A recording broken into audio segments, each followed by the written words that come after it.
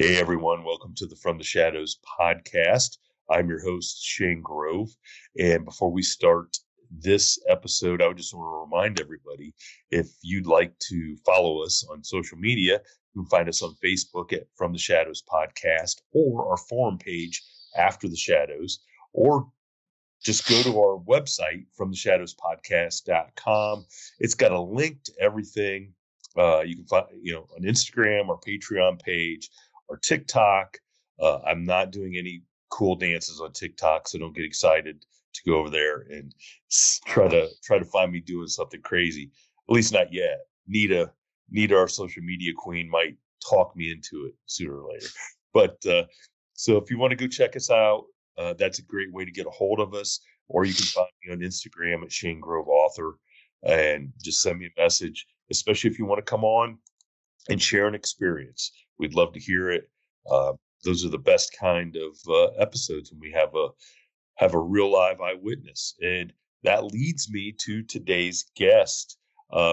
Today's guest is not only has what I think will be one of the coolest stories we've had on here. He also loves John Prine and all the other great singer-songwriters of the last. And we might have to do a special Patreon episode of him playing some stuff. If you're not watching on YouTube, he's got some serious artillery behind him when it comes to guitars. So, Dan, welcome to the From the Shadows podcast. Thank you, Shane. So, glad to be here. Well, you say that now.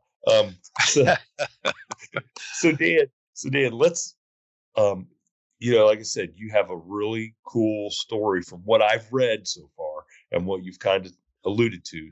So I want you to kind of set the stage, Okay. Tell us where you were, when it was, what was happening, Okay. and just give it.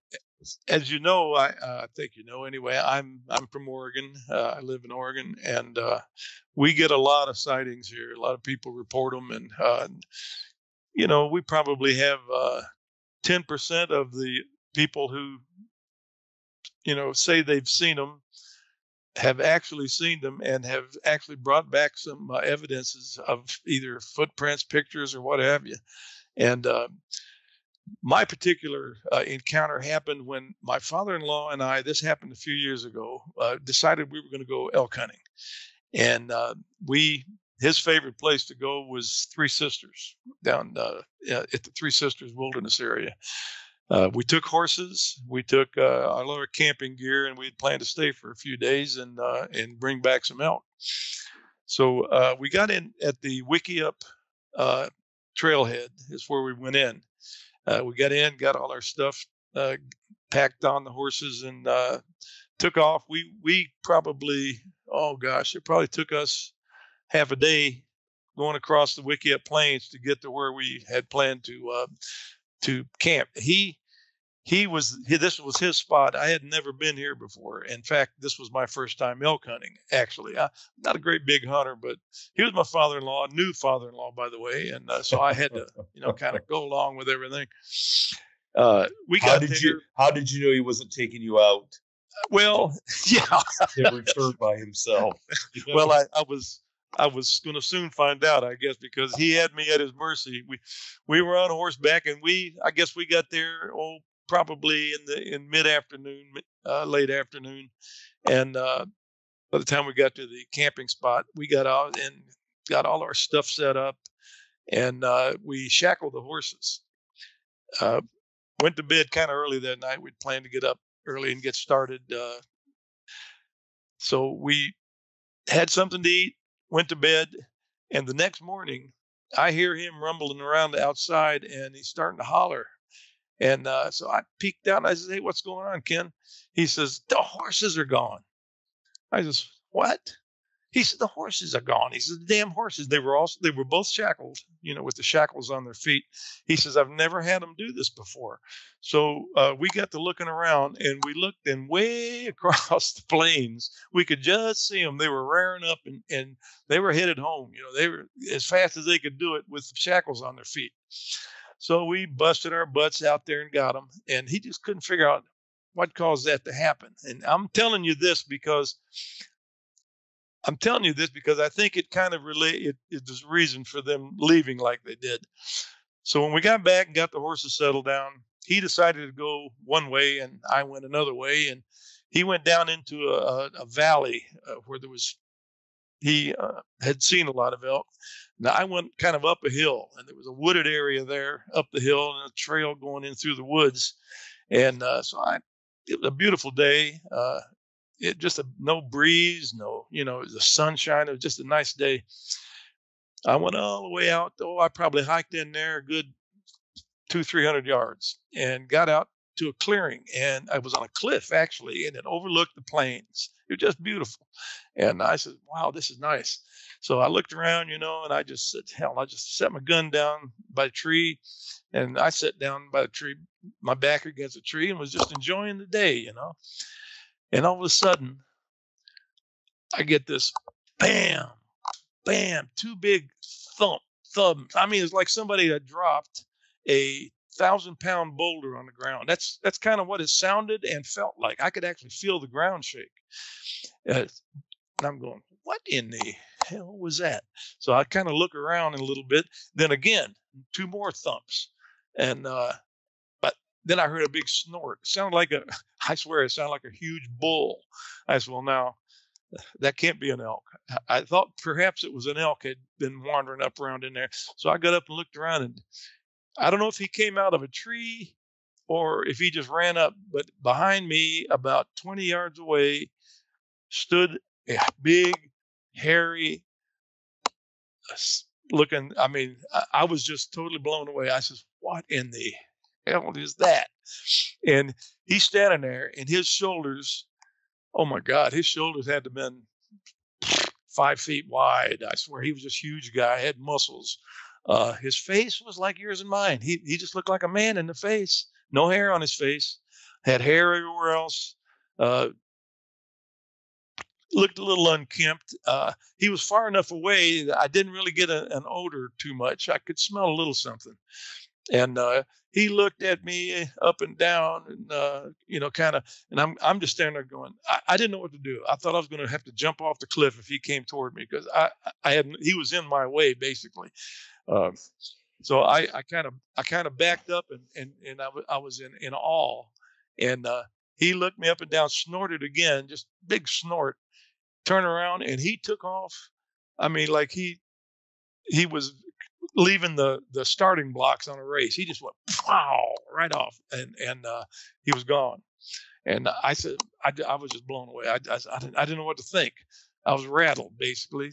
I picked my gun up and I went back down the trail. And when I got down to the bottom of the trail where I came into that woods, there was kind of like a little hill, and I laid down. I had my glasses. I had my damn binoculars hanging around my neck. I didn't think to pick them up and look at him while I was standing there. All I could think of was how am I going to escape this guy if he decides to come toward me?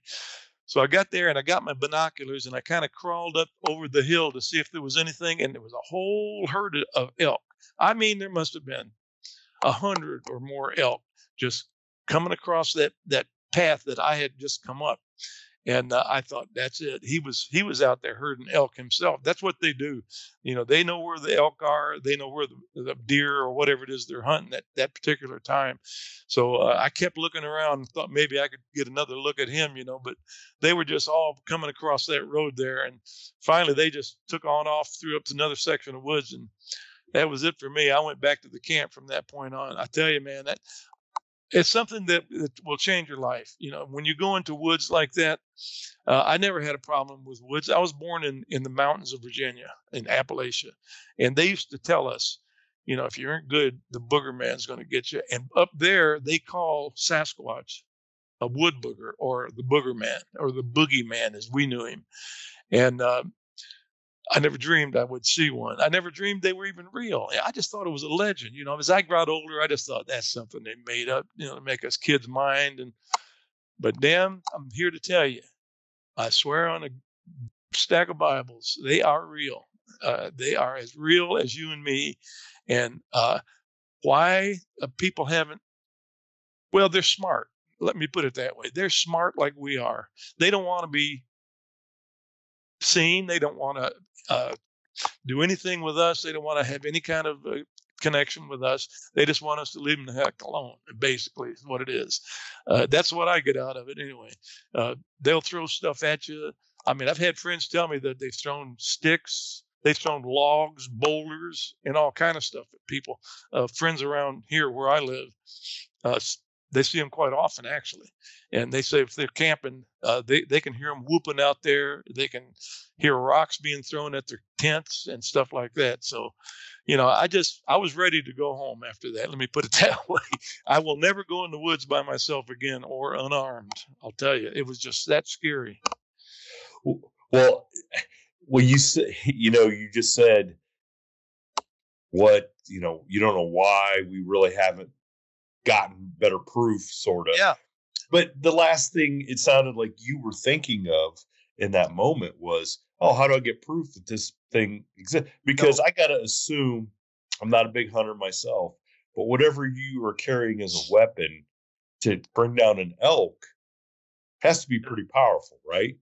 Well, yeah, but I'm thinking, if I shot this guy was bigger than an elk, I figured I'd probably just piss him off if I shot at him, and that's the last thing that was on my mind was pissing that guy off. I just wanted to get away from him.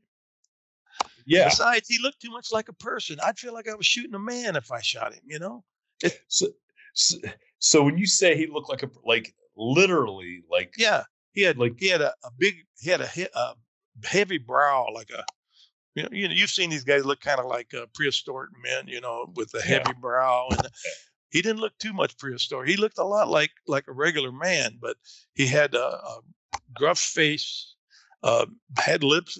He showed his teeth, and his teeth were just flat like ours. They weren't fangs or anything like a wolf or anything. They were like ours. I didn't look. You could see his calf muscles. You could see his shoulders and his arm muscles. I didn't look for any genitalia. I was just totally spellbound, at this guy. Wow. And did he, when you saw him, did he make any noise at you, or other than the snort? He was making those snorts and kind of making little, kind of like he was trying to. I don't know if he was trying to communicate with me or telling me to get away, but he didn't want me there. Stomping like that, I think, is their way of telling you to get out. You're in their territory; they don't want you here. And he didn't throw anything at me. He just decided, okay, I had enough of you, so he took off. Thank you. That's what I could think of at that moment. Yeah, because and you hear that a lot is when people have these face-to-face encounters. It's almost like that thing could have wiped you off. It picked you up, thrown you off the cliff, tore you in half. Shane, I guarantee you, he was 9 feet. 9 feet tall. I mean, you look at something 9. I mean, I'm 5'11", 4 feet more taller than me. What can you think about? And he's hairy, he's muscular, and he could break you in half. I mean, that's basically all you can think about when you encounter something like that. At least me, anyway. Some people might be a little bit cooler and be more controlled during things like that, but not me. All I could, I don't know how anybody could think about taking a picture, even if I'd had a camera at that time, which I didn't. Hey, hold on a second here. Let me get my camera out. You didn't even think of putting up your binoculars. No, I didn't even think of bringing my binoculars up, which I would wish I had done, because I could like to see his face a little clearer, and his eyes.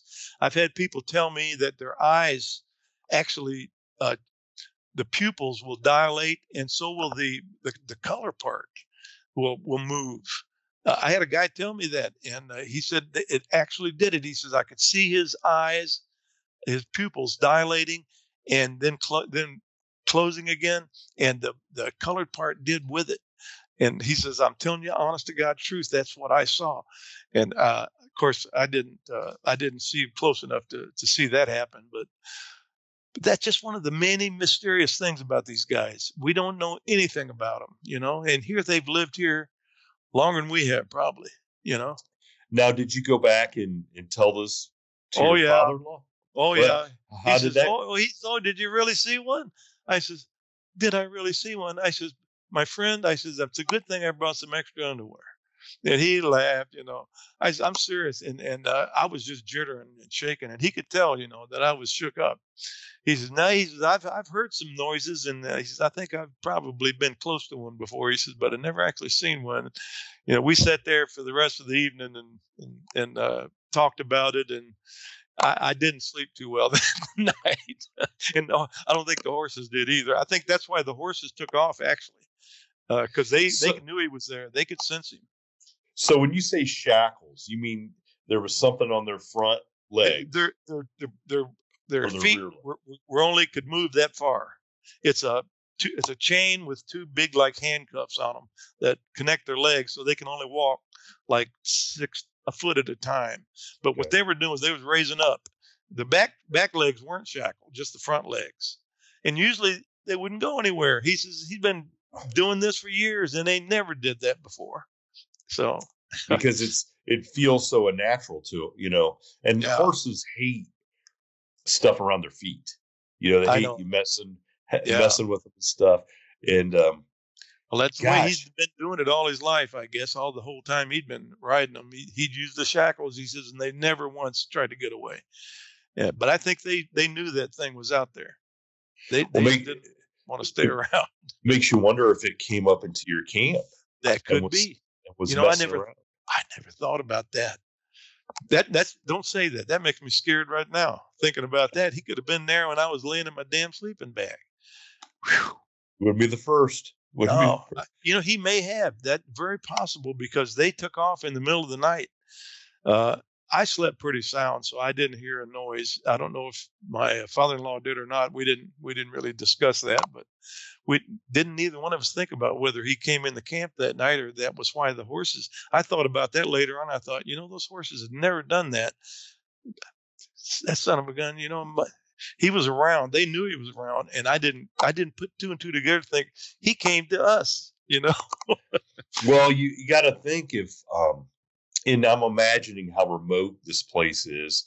Is that how often could one of those creatures even have come across a horse? Yeah.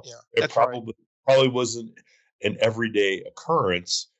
And then if it's out there looking for game or, looking to eat, it might have come up and checked out the horse and thought, Yeah, and the horses didn't want any part of that. Well, I would say I don't think anything would say part of that. They were headed home, I'll tell you right now.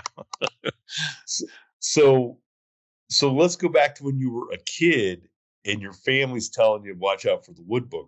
Once you had this experience, did you talk to anybody that might have still been back home, like where you grew up, and say, tell me a little bit more about what you guys were talking about? I told my brother about it. My brother's in Oklahoma.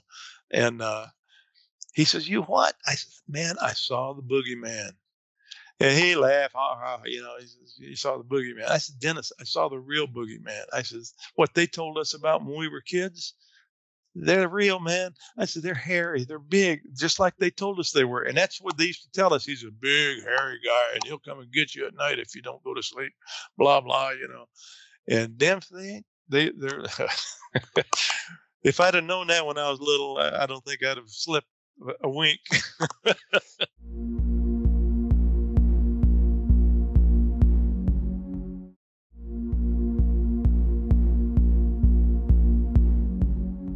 Obviously, some of those people had some experiences with them. Oh, yeah. My grandfather claims he'd seen one, but we didn't think anything of it. That was back when I was little.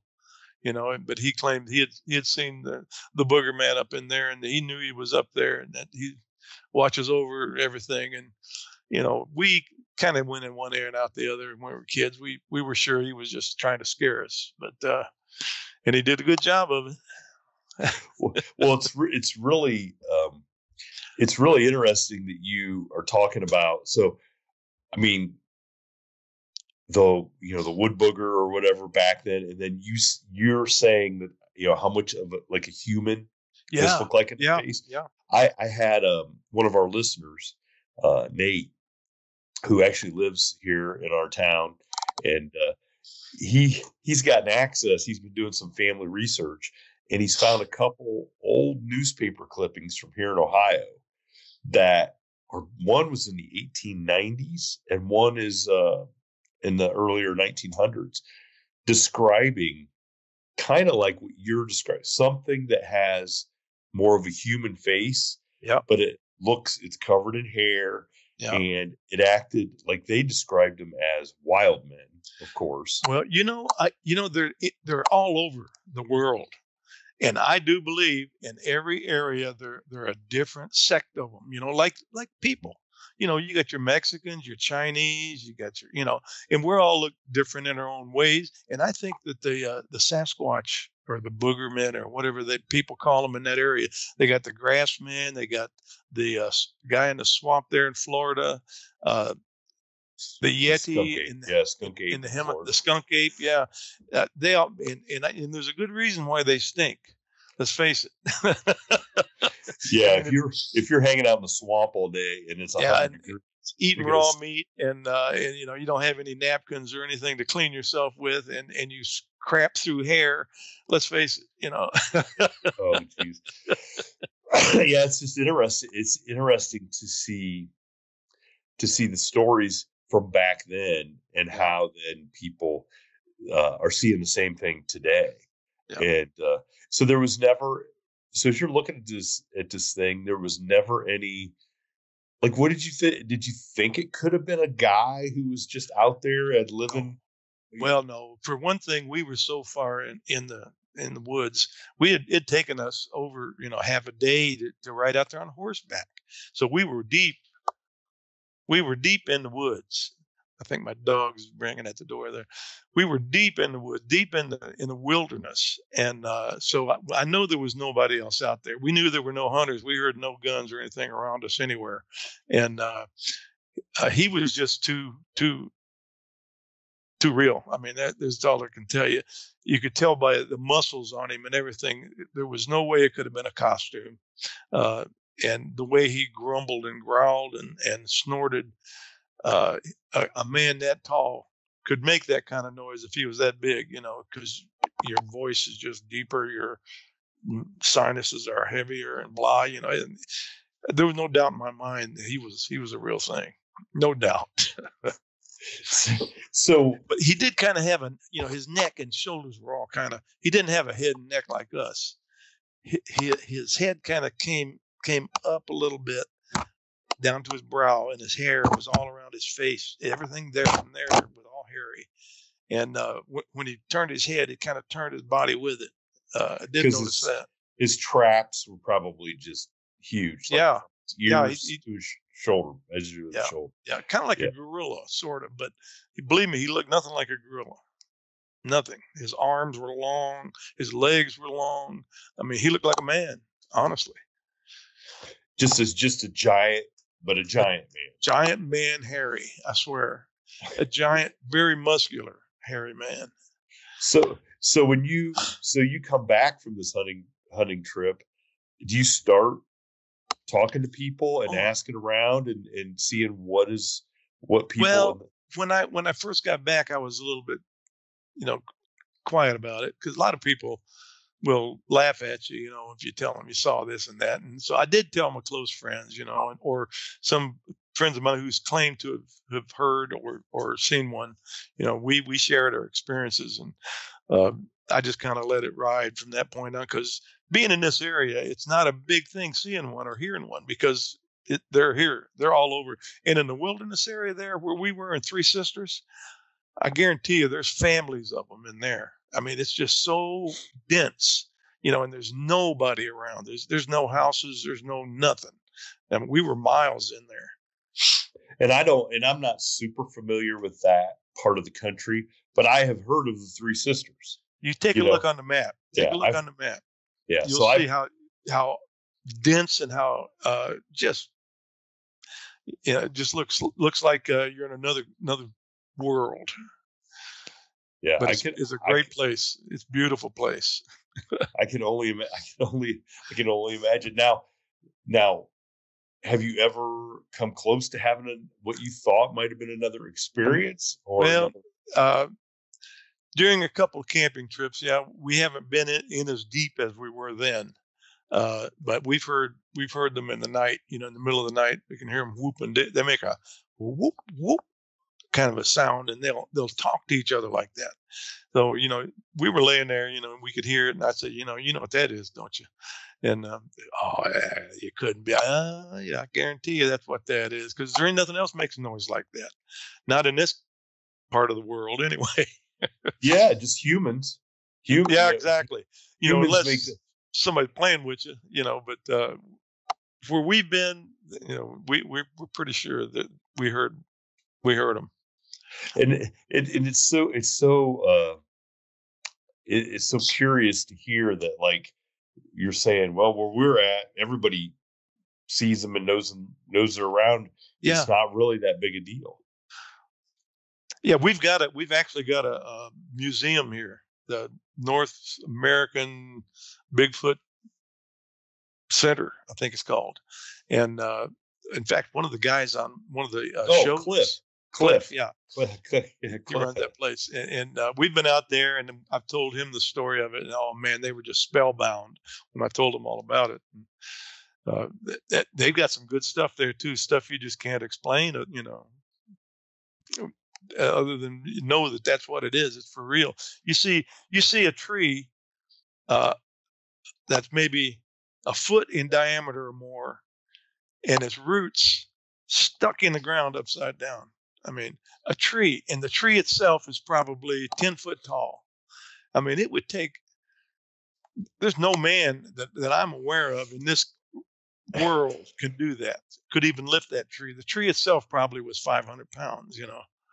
And it's just, they pick it up and they shove it right in the ground. And Cliff thinks that that's the way they mark their territories many times. When you see that, there's been one there, and he's letting you know that's his area.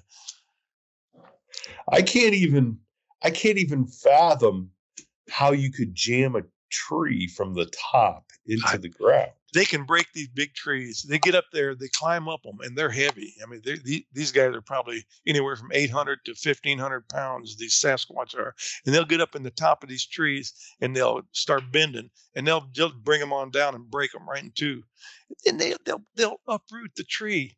What's left? There may be, 10 or 15 feet of tree left, and they will uproot that tree, just pull it right up from the ground, and then slam that thing in upside down into the earth.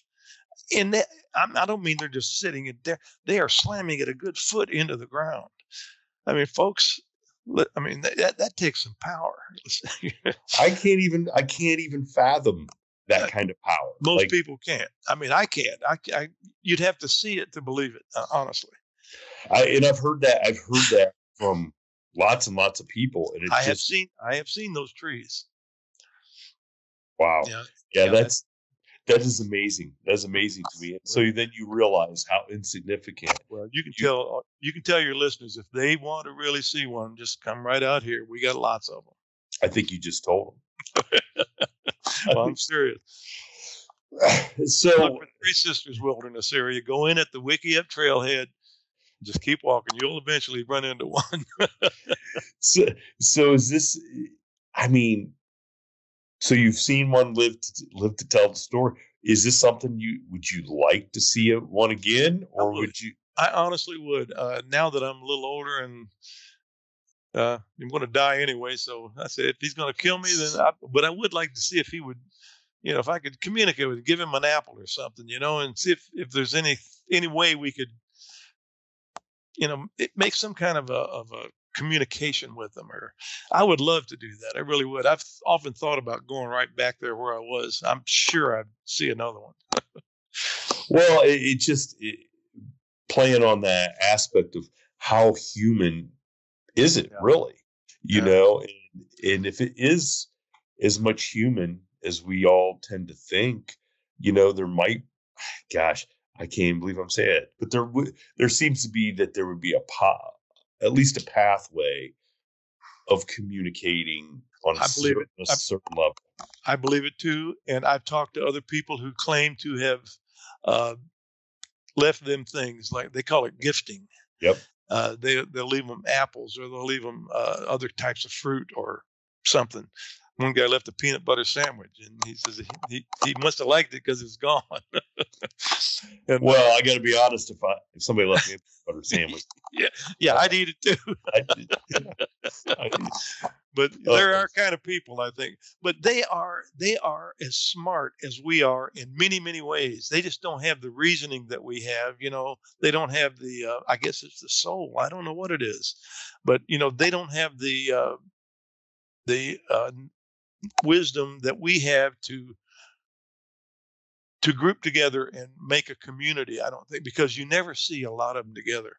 You may see a female and a child, or one or two small ones together, but you never see a group of them. Very rarely. I've never heard of anybody seeing them. And that may be, and I'm not a scientist, but that may be the more animal part of them, like to go and because I mean, imagine a family of creatures that big. Yeah, they would have to have a lot of food, and you wouldn't want 30 of you hanging out. Well, yeah, they're pretty much, they take care of their own. They know they have to survive. They know what to do to survive, and they take care of their own. But you don't see them congregating or grouping like packs of wolves and stuff, or whales, orcas. They'll group together, and they have their own ways of doing things. I just think they're very, very alone. They're very solo individual type of thing. They act on their own alone, and I've never heard of anybody I've talked to. I've never heard them say they've seen more than two together. They've seen one over here and one over there, but yeah. So anyway, there's a lot to learn about them. If we can ever get close enough to them. Yeah, I watch every show I can. When it comes on, I'm hoping that somebody can figure a way. I think it's one of those things that a TV show's really probably never going to come up with the answer. It's going to be somebody out there. I'm glad you mentioned that. One of the funniest things that I see is these guys setting up these things in the night. Why would you look for one at night? I mean, you are in his territory. You're not going to see him at night because they're dark, and you may see their eyes glowing. Their eyes do glow in the light for some reason. That's the way they are. But to look for them at night is just ridiculous. They sleep like we do. I mean, I don't know why you would look for one at night. Look for them. And the way I tell people, I say, don't go running through the woods trying to find one or trying to catch one. Sit down, make a little fire, maybe cook some food. They're going to come. They're very curious. They're going to see who's in their area, and they're going to come and check you out. They may throw stuff at you, but you're going to know they're there, and they already know you're there. I've never heard anybody say that they've, they've gone looking. And I think the only time you run into one is if it's totally by accident, where you're out in the middle of nowhere. Right. Okay. Like me. I just happen to be in the right place at the right time.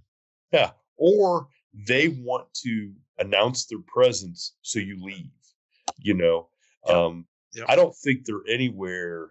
We have some places here in Ohio that are well known as Bigfoot hotspots. Okay. I don't think for a second, though, the Bigfoot that are around there are seen unless they want to be seen. Because there's too many people. That's so true. That's so true, because you know what I have seen, and I've seen this happen. They will stand totally still. They will not move if they know you're there. They just stand there. In fact, I saw a film of a guy who was out filming and went right by one. And in fact, he's, what the hell is that? And he turned his camera around, and you could see the thing. He kind of opened his eyes, and then he took off. He was just standing there, just as still as a tree. You could be within 6 feet of them and not know it. They're just standing there, especially at night. I mean, you'd never know they were there. I mean, of course, their smell would hit you a lot sooner than their. But they're an amazing thing, I'll tell you. I just can't wait to hear more about them. Well, I'll tell you what, Dan, I am so glad that you came on and shared your experience. I mean, it's one of the best. It's one of the best, closest eyewitness accounts I've heard, and I'm glad that you made it out of there to tell us. Well, that so am I. experience. Yeah, so am I. I'm just flabbergasted by it. The more I tell people about it, the more I think about how it could have gone the other way, but thank goodness it didn't. I'm going to tell you. I'm going to tell you. I bet if you went out there, made a little campfire, took one of those guitars, and started playing, you'd have more than one trying to figure out what the heck is. You don't know how true that is, my friend. They're very curious. They are curious. I'll bet. Either that or take a kid out there. But I think come check. I'd come out of there with that guitar around my neck, probably. Well, Dan, hey, I appreciate. Like I said, I appreciate it so much. And if you get out there again and have another sighting, I definitely want to hear about it. Hey, you'll be the first guy I call, my friend. I appreciate that. Thank you for tuning in to this week's episode of the From the Shadows podcast. Until next time, never shy away from the darkness or what may be lurking in the shadows. We are out.